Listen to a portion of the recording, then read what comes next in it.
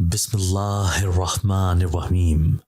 میں ماتھے پہ آنے والا پسینہ بار بار اپنی آستین سے صاف کرتا اور پھر آسمان کی طرف دیکھتا جہاں سورج آگ برسا رہا تھا اور بادلوں کا دور دور تک کچھ پتہ نہیں تھا۔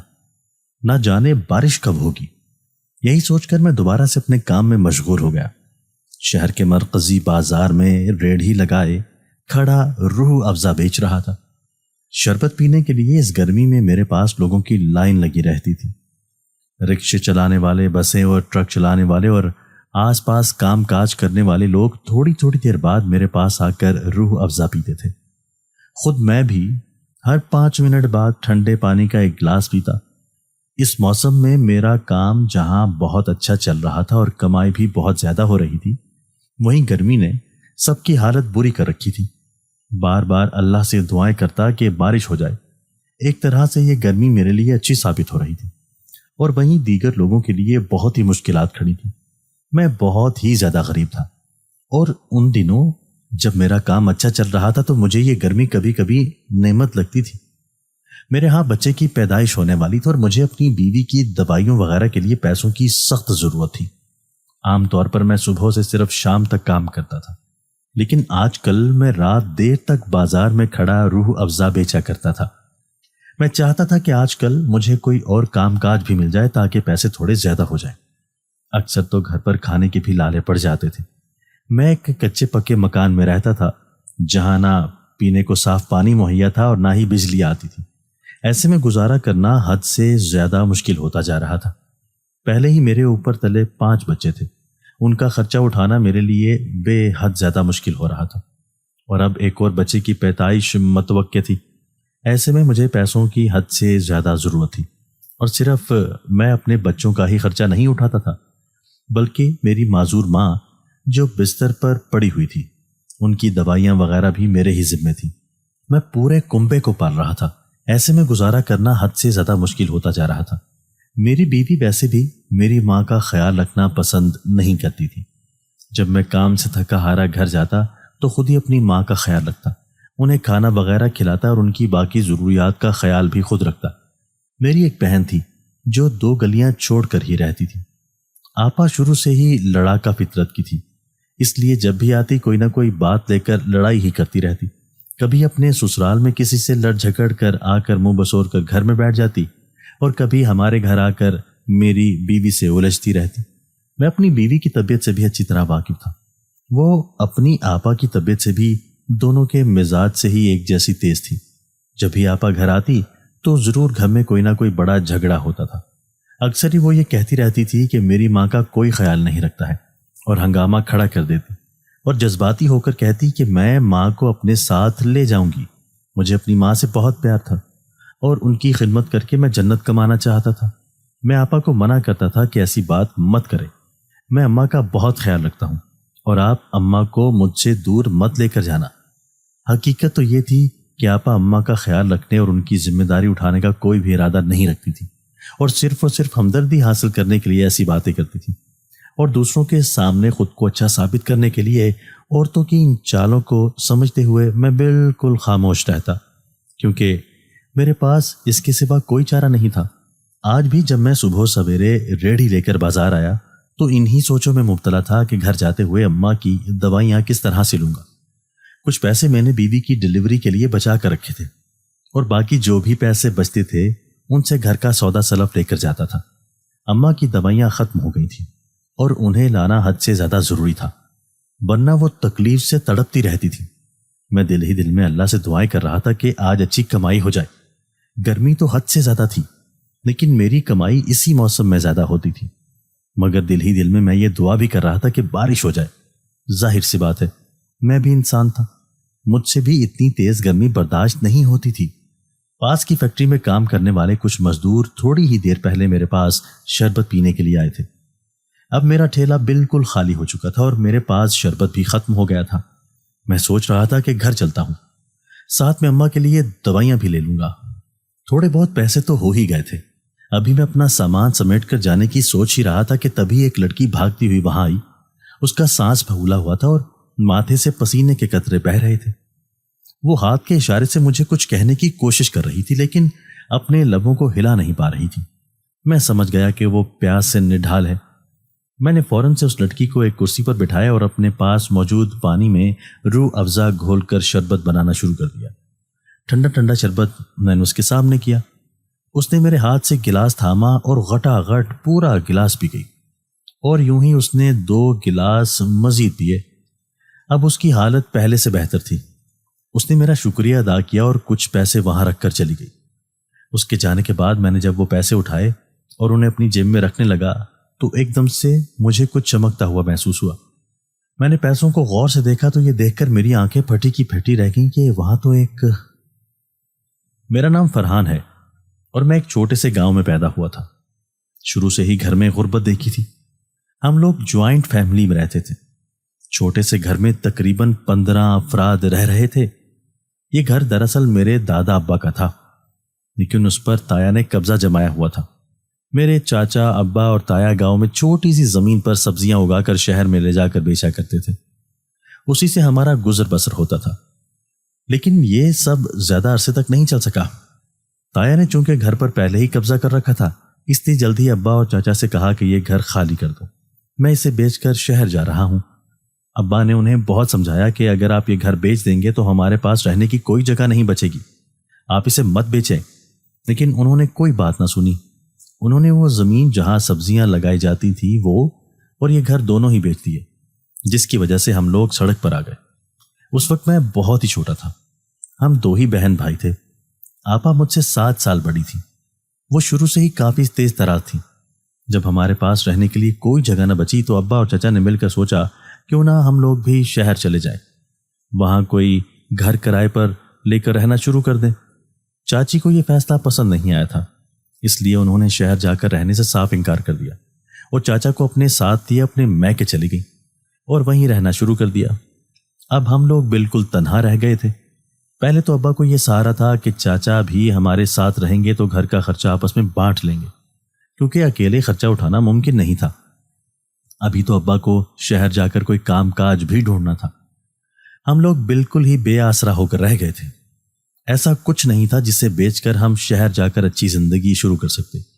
ابا اس بات سے اچھے سے واقف تھے کہ شہر جا کر ہمیں بہت دھکے کھانے پڑیں گے اور بہت سی مشکلات کا سامنا کرنا پڑے گا، اور میں اس بات سے غمزدہ تھا کہ گاؤں میں موجود میرے دوست مجھ سے بچھڑ جائیں گے۔ ہم نے اپنا تھوڑا بہت سامان جو گھر کے استعمال کا تھا اسے باندھا اور تانگے پر بیٹھ کر شہر آ گئے۔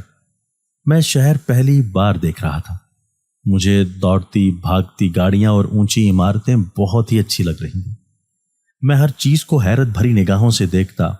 میرا گاؤں تو بالکل چھوٹا سا تھا اور وہاں 2 منزلہ مکان بھی کوئی نہیں تھا، اور یہاں اتنی اونچی اونچی عمارتیں تھیں۔ ابا بس سارے راستے پریشان رہے۔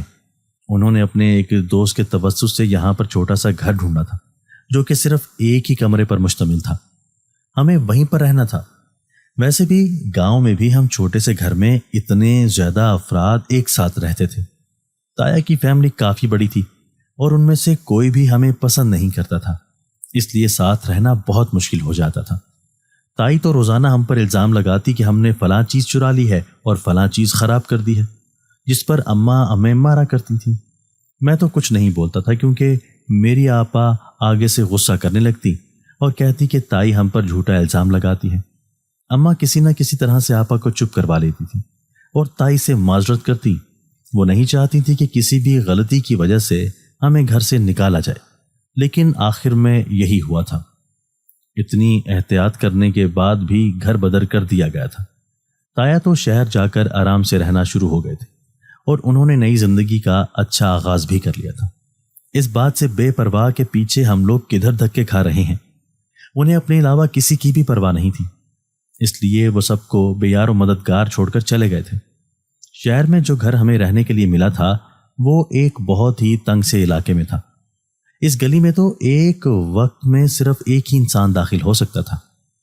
بہت ہی زیادہ تنگ گلی تھی اور گلی میں جگہ جگہ گٹر ابل رہے تھے۔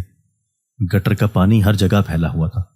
گاؤں میں صاف ستھری فضا دیکھی تھی، اور جب شہر آ کر یہ سب دیکھا تو میرا دل ہی دب گیا تھا۔ ہم نے بہت ہی مشکلوں سے اپنا سامان گھر میں پہنچایا۔ گھر کی حالت بہت ہی خستہ تھی۔ ایک کمرہ تھا اور اسی میں کچن تھا۔ کچن بھی الگ سے نہیں بنا ہوا تھا، باہر غسل خانہ اور اوپر چھت تھی۔ یوں لگتا تھا کہ کمرے کی چھت ابھی سر پر آ کر گر جائے گی، اتنی بری حالت ہوئی تھی۔ جگہ جگہ سے سیمنٹ اکھڑا ہوا تھا۔ ابا نے کہا کہ غنیمت جانو کہ یہ بھی ہمیں ملا ہے، ورنہ سر ڈھکنے کی کوئی بھی جگہ ملنے والی نہیں تھی۔ اتنے پیسے نہیں ہیں کہ ہم کسی مہنگی جگہ پر جا کر رہیں۔ میں تو ہر حال میں اللہ کا شکر ادا کر رہا تھا، لیکن آپا وہ بار بار شکوہ کرتی اور کہتی تایا تو اچھے گھر میں رہ رہے ہیں اور ہمیں اس کھنڈر میں رہنا پڑ رہا ہے۔ اب ابا کو سب سے پہلے کام تلاش کرنا تھا۔ ہم شہر تو آ گئے تھے، لیکن ابا کے پاس کوئی مزدوری نہیں تھی۔ صبح سویرے ہی ابا گھر سے نکل گئے اور کام کی تلاش کرنے لگے۔ شام کو جب تھکے ہارے گھر واپس آئے تو ہم سب نے سوچا کہ ابا کو کام مل گیا ہوگا۔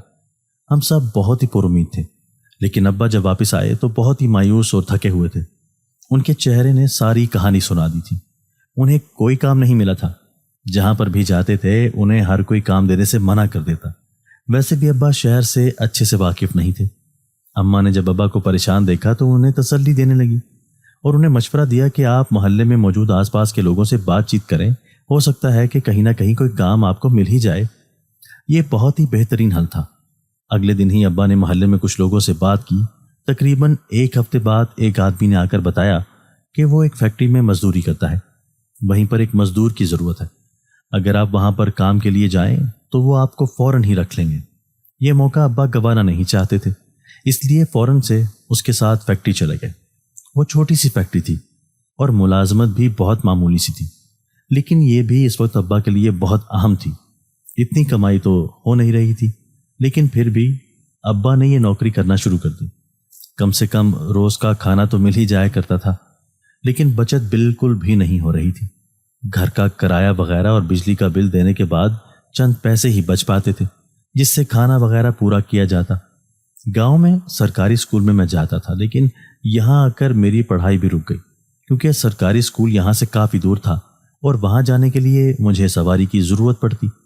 اتنے پیسے نہیں تھے کہ سواری کا خرچہ اٹھا سکیں، اس لیے اماں نے مجھ سے کہا کہ تم پڑھائی نہیں کرو گے، ہم تمہیں آگے نہیں پڑھا سکتے۔ میری آپا 16 سال کی ہو گئی تو اماں سوچنے لگی کیوں نہ ان کی شادی کر دی جائے، اور اب وہ اس فکر میں مبتلا ہو گئی تھی کہ ان کی شادی کا خرچہ کیسے اٹھائیں گی۔ ہم جس محلے میں رہتے تھے وہاں سبھی ایسے حالات میں جی رہے تھے اور سب کے حالات کافی خراب تھے۔ ہر ایک کی اپنی اپنی مجبوریاں تھیں۔ اماں چاہتی تھی کہ اب آپا کی شادی اسی محلے میں کسی سے کر دی جائے۔ ہم کسی اور اونچے گھر کا خواب نہیں دیکھ سکتے تھے، اور یہ بات بھی جانتے تھے کہ رشتہ داروں میں سے کوئی بھی ہم سے رشتہ نہیں بنانا چاہے گا اور نہ آپا کے لیے ہاتھ مانگے گا۔ اماں نے آس پاس کی عورتوں سے بات چیت کی اور یوں ہی قریب کے محلے میں ایک مناسب رشتہ دیکھ کر بات پکی کر دی۔ حالانکہ آپا چاہتی تھی کہ ان کی شادی کسی بڑے گھر میں ہو، لیکن ایسا ممکن نہیں تھا۔ ہم کوئی بہت امیر لوگ نہیں تھے، بلکہ بہت ہی برے حالات میں جی رہے تھے۔ ایسے میں کسی بڑے گھر میں آپا کا رشتہ کیسے ہو سکتا تھا؟ زندگی بہت ہی مشکلات سے کٹ رہی تھی۔ آپا کو لگ رہا تھا کہ اماں ابا ان پر ظلم کر رہے ہیں، اور وہ حقیقت سے نگاہیں چرائے بیٹھی تھی۔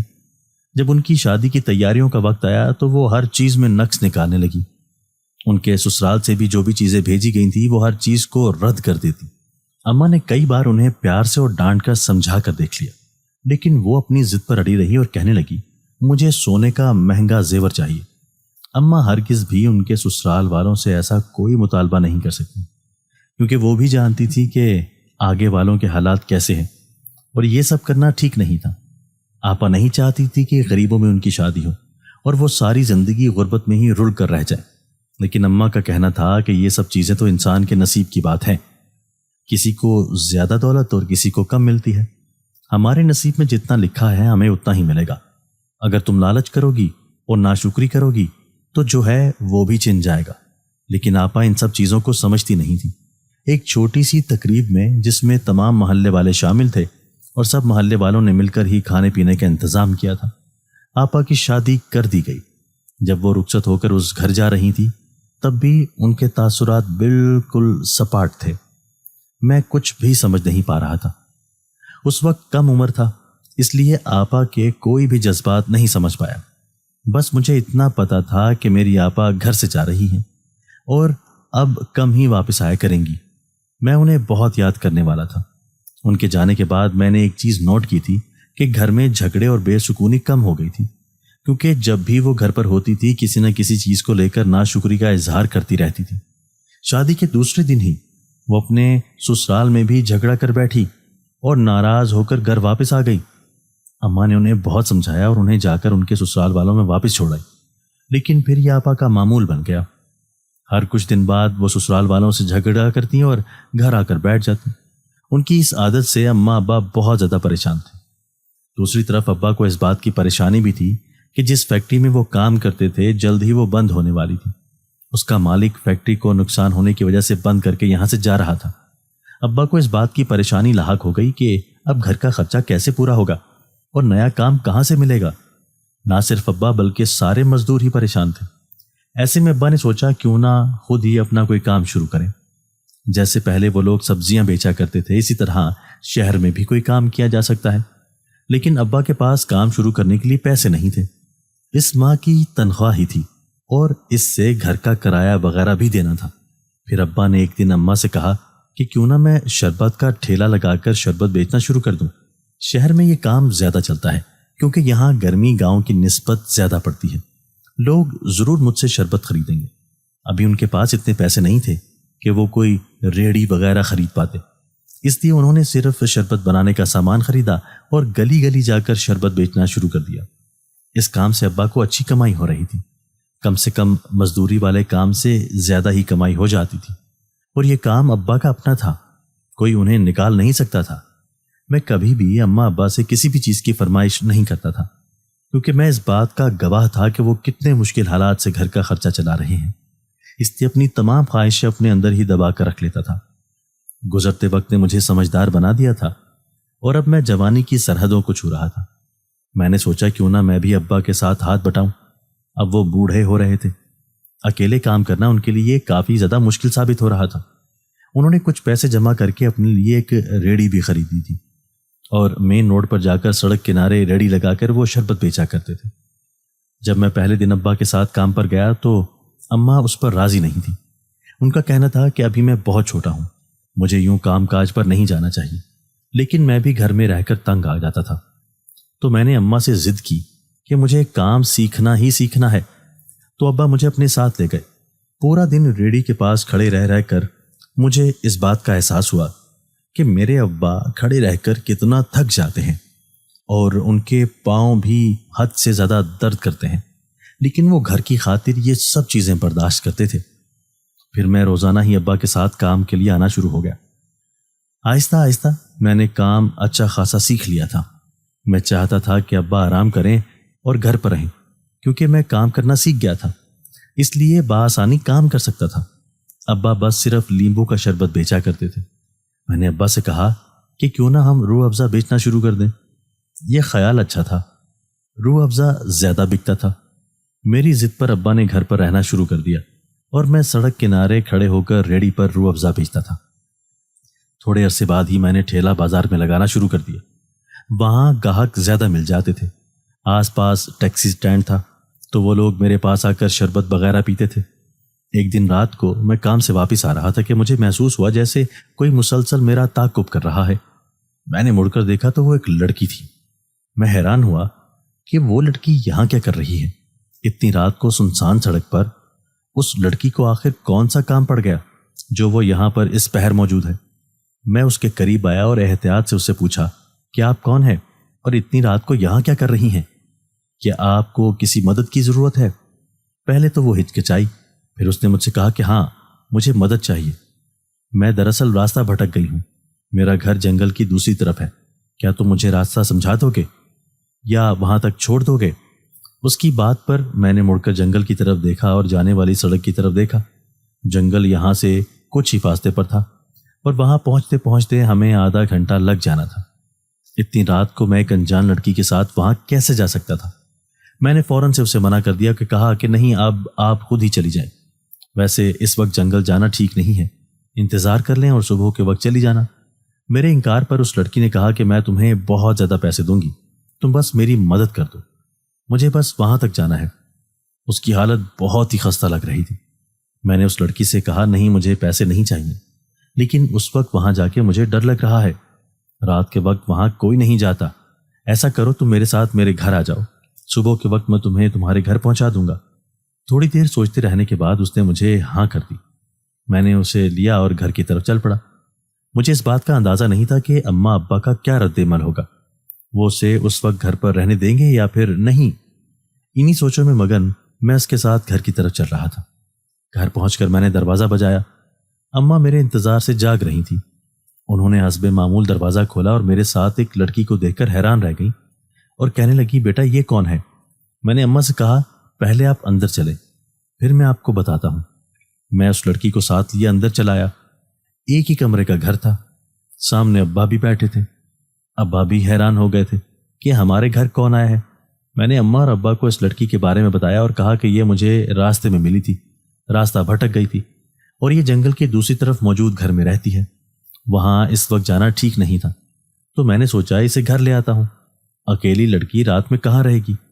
اماں اور ابا تشویشناک انداز میں مجھے دیکھ رہے تھے۔ وہ پریشان بھی تھے لیکن ایک انجان لڑکی کی مدد سے انکار نہیں کیا۔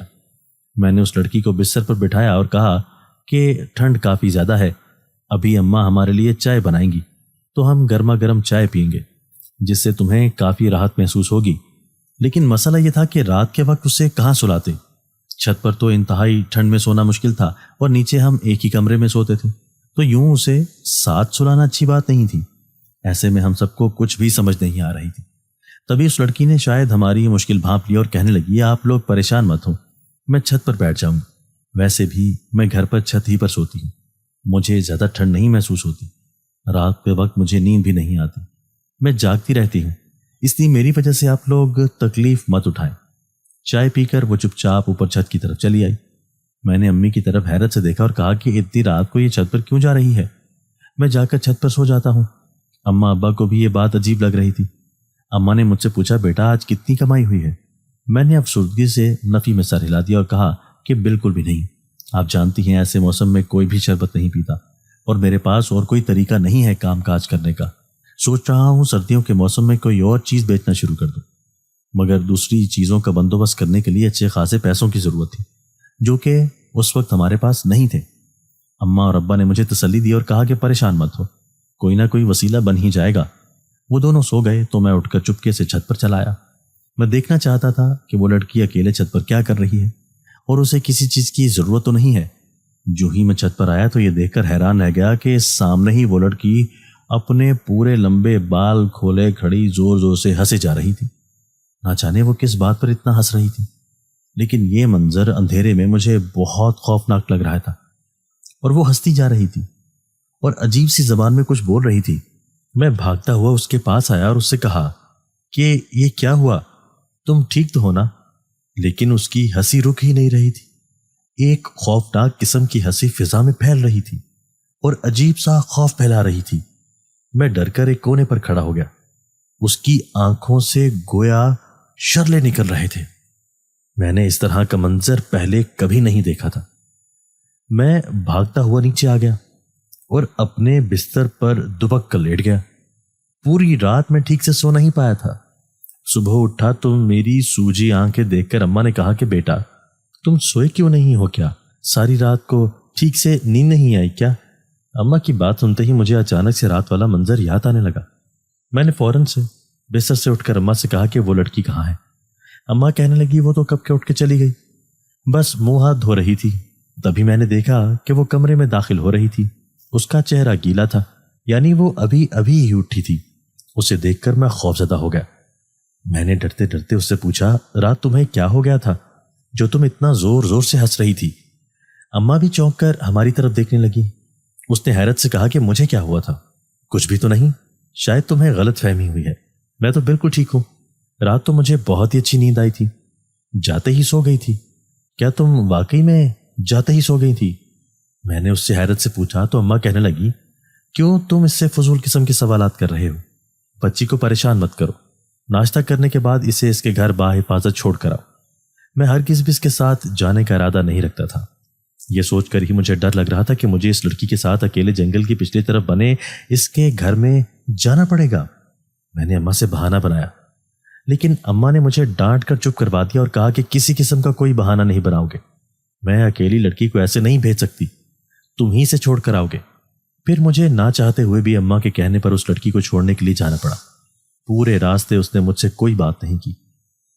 یوں لگ رہا تھا جیسے رات کو کچھ ہوا ہی نہ ہو۔ کئی بار تو میں یہ بھی سوچ چکا تھا کہ شاید وہ میرا وہم ہو یا پھر کوئی خواب، لیکن وہ حقیقت کے بہت قریب تھا۔ میں اس لڑکی سے بہت ڈر محسوس کر رہا تھا۔ میں تیز تیز چلتا ہوا اس جنگل کی طرف جا رہا تھا۔ جنگل کو پار کر کے ہم دوسری طرف آئے تو میں نے دیکھا اس علاقے میں صرف ایک ہی گھر بنا ہوا تھا، اور بقول اس لڑکی کے وہ اس کا گھر تھا۔ وہ یہاں رہتی تھی۔ جہاں تک مجھے علم تھا وہ گھر صدیوں سے خالی تھا، اور اس گھر کے بارے میں بہت سی باتیں مشہور تھیں کہ وہ آسیب زدہ گھر ہے۔ جب ہم گھر کے قریب پہنچے تو اس لڑکی نے مجھ سے کہا کہ تمہارا بہت شکریہ، تم نے مجھے اپنے گھر میں پناہ دی، اب تم یہاں سے جا سکتے ہو۔ اور اس کے اجازت دیتے ہی میں الٹے قدموں بھاگتا ہوا جنگل سے باہر آ گیا۔ گھر آ کر میں نے اماں سے کہا کہ وہ تو ایک آسیب زدہ مکان میں گئی ہے۔ یہ سن کر اماں بھی پریشان ہو گئی۔ پھر مجھ سے کہنے لگی کہ جب وہ لڑکی گئی تو میں اوپر چھت پر بستر اٹھانے گئی، اور یہ دیکھو مجھے بستر پر سے کیا ملا۔ یہ کہہ کر اماں نے نوٹوں کی ایک گڈی میرے سامنے کر دی۔ اتنے زیادہ پیسے! میں حیران ہوا۔ میں نے اماں سے کہا کہ یہ پیسے کہاں سے آئے؟ اماں کہنے لگی اس لڑکی کے بستر پر تھے، نہ جانے وہ یہ پیسے کیوں چھوڑ کر گئی ہے۔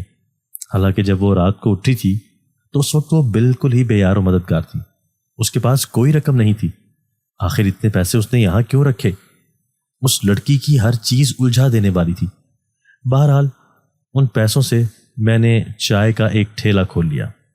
میں نے سوچا سردیوں کے موسم میں چائے بیچوں گا اور گرمیوں کے موسم میں شربت وغیرہ۔ اماں کو بھی میرا خیال پسند آیا۔ جب میرا کام تھوڑا اچھا چلنے لگا تو انہوں نے سوچا کیوں نہ میری شادی کر دی جائے۔ یہی سوچ کر انہوں نے میرے لیے رشتہ ڈھونڈنا شروع کر دیا اور ایک چھوٹے سے گھر میں میرا رشتہ طے کر دیا۔ مجھے رشتے پر کوئی اعتراض نہیں تھا، لیکن میری آپا جو کہ اپنی نند سے میری شادی کرنا چاہتی تھی، انہوں نے بہت ہنگامہ کیا۔ حالانکہ اس سے پہلے انہوں نے ایسی کوئی بات نہیں کہی تھی جس سے اماں کو اندازہ ہو پاتا کہ وہ میری شادی کی خواہش مند ہے۔ انہوں نے اس بات کو لے کر بہت بڑا تماشا کھڑا کیا۔ بہرحال اماں ابا نے کسی نہ کسی طرح انہیں منا ہی لیا، ورنہ وہ بار بار یہی کہی جا رہی تھی کہ وہ اپنے بھائی کی شادی میں شریک نہیں ہوگی۔ بہرحال ایک چھوٹی سی تقریب میں میری شادی کر دی گئی۔ ہم لوگ اتنے امیر تو تھے نہیں جو بڑے پیمانے پر کوئی اہتمام کرتے۔ شادی کے شروع دن میں ہی مجھے اس بات کا اچھے سے اندازہ ہو گیا کہ میری بیوی بھی میری آپا سے مختلف نہیں ہے، بلکہ انہی کی طرح مزاج کی بہت تیز ہے۔ اس کی اماں سے کبھی بھی نہیں بنتی تھی۔ شادی کے بعد اماں ابا نے دوسرا گھر لے لیا تھا جہاں 2 کمرے تھے، اسی محلے میں۔ کچھ گھر چھوڑ کر ہم نے وہ گھر کرائے پر لیا تھا، لیکن میری بیوی اس پر بھی خوش نہیں تھی۔ وہ چاہتی تھی کہ میری اماں ابا الگ رہیں اور ہم الگ، حالانکہ میں اس کی یہ بات بالکل بھی نہیں مان سکتا تھا۔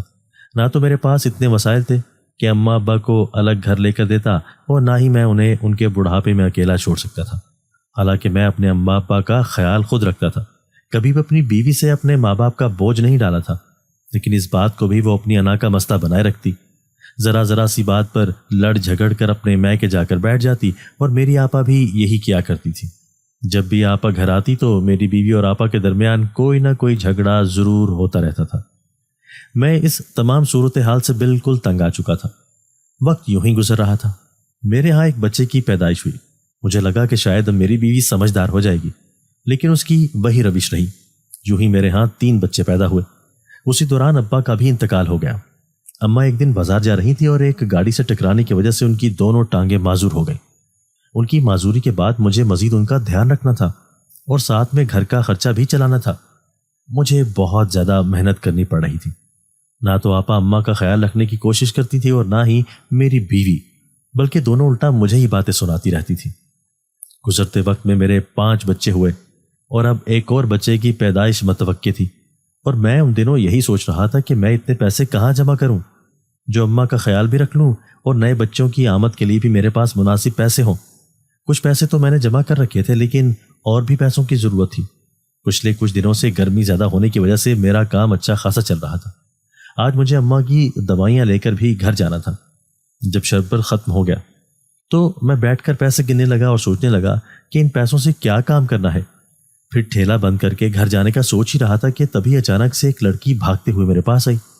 وہ پیاس سے شدید نڈھال تھی، یہاں تک کہ بات بھی نہیں کر پا رہی تھی۔ میں نے اس سے فوراً سے شربت بنا کر دیا۔ شربت پی کر اس کے حواس تھوڑے بحال ہوئے تو وہ میرا شکر ادا کر کے پیسے رکھ کر وہاں سے چلی گئی۔ اس کے جاتے ہی جیسے میں نے پیسے اٹھائے تو مجھے ان میں کچھ چمکتا ہوا محسوس ہوا۔ میں حیران ہوا کہ پیسوں میں آخری چمکتی ہوئی چیز کیا ہے۔ جب میں نے غور سے پیسوں کی طرف دیکھا تو یہ دیکھ کر میری حیرت کی کوئی انتہا نہ رہی کہ اس لڑکی نے جو پیسے وہاں رکھے تھے ان میں ایک سکہ سونے کا بھی تھا۔ وہ بہت زیادہ چمک رہا تھا۔ میں نے فوراً سے اسے اپنی جیب میں ڈال لیا تاکہ کسی کی نظر نہ پڑے، اور اپنے اتھل پتھل دل کو سنبھالتے ہوئے گھر کی طرف چل پڑا۔ راستے میں بار بار اپنی جیب پر ہاتھ رکھ کر اس بات کا یقین کرتا تھا کہ وہ سکہ میرے پاس موجود ہے۔ میں گھر میں داخل ہوا اور فوراً اسے اپنے کمرے میں جا کر بند ہو گیا۔ میری بیوی پیچھے سے مجھے آوازیں دیتی رہی کہ آخر تم کیا کر رہے ہو، لیکن میں نے اسے کوئی جواب نہیں دیا۔ جیب سے وہ سکہ نکالا اور اپنے سامنے رکھ کر دیکھنے لگا۔ یقیناً وہ سونے کا سکہ تھا، اس میں کوئی شک نہیں تھا۔ اب مجھے سمجھ نہیں آ رہا تھا کہ اس سکوں کو کہاں چھپاؤں۔ میں نے زندگی میں کبھی بھی اتنی قیمتی چیز نہیں دیکھی تھی۔ تھوڑی دیر بعد میں کمرے سے باہر آیا۔ میرے چہرے پر گھبراہٹ کے آثار تھے۔ میری بیوی مسلسل مجھ سے سوالات کرنے لگی۔ اس کے سوالات سے تنگ آ کر میں نے اسے بتا ہی دیا کہ آج کسی نے مجھے سونے کا سکہ دیا ہے۔